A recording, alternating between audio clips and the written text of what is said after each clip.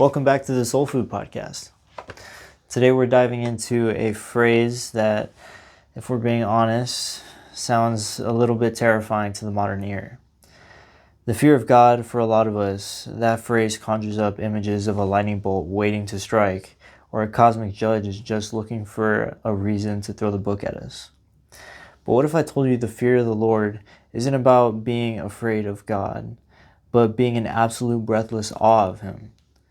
Today we're clearing up the secular noise and looking at why this fear is actually the secret ingredient to a life of deep peace and radical confidence.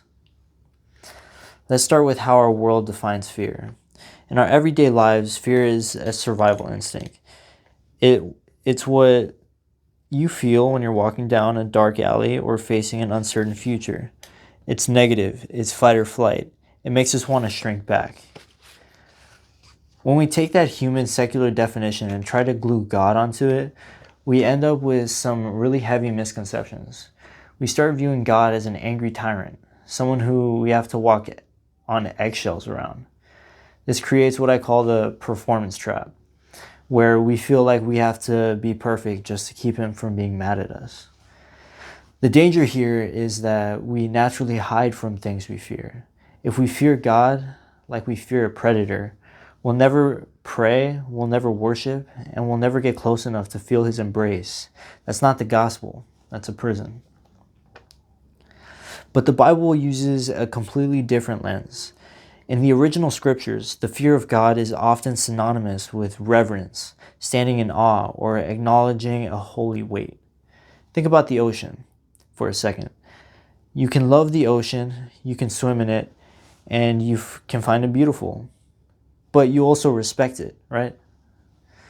You know its power. You don't treat it flippantly or casually.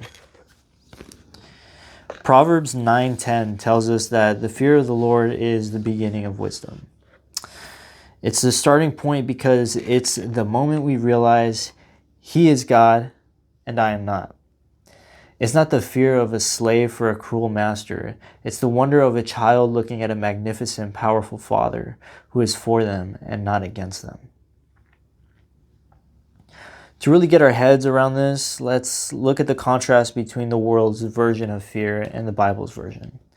Secular fear is toxic. It makes you want to run away from God and hide in your shame, just like Adam did in the garden.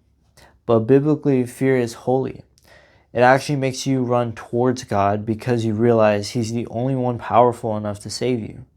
While the world's fear focuses on your failures and produces constant anxiety, the fear of the Lord focuses on His magnitude and produces a deep security. One is about waiting for punishment. The other is about living in a reverence of a King who has already shown you mercy. So how does this change our walk with Christ on a random Tuesday morning? First, it kills the fear of man. When you are properly in awe of God, the opinions of people start to feel very small.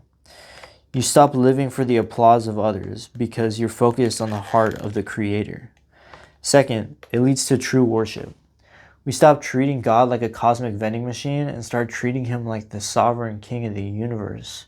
Our prayers change from "give me this" to "who am I that you are mindful of me?" And finally, it creates safety. Knowing God is all-powerful means that the one who holds your life is stronger than any storm that you're facing. You don't have to be afraid of the world when you have a healthy, holy fear of the one who made it. Powerful. Let me just read that back. Hold up. You don't have to be afraid of the world when you have a healthy, holy fear of the one who made it. That's powerful. The fear of the Lord doesn't mean you're afraid He's going to hurt you. It means that you're in awe that a God who could do anything chose to love you. Thanks for joining us today on Soul Food.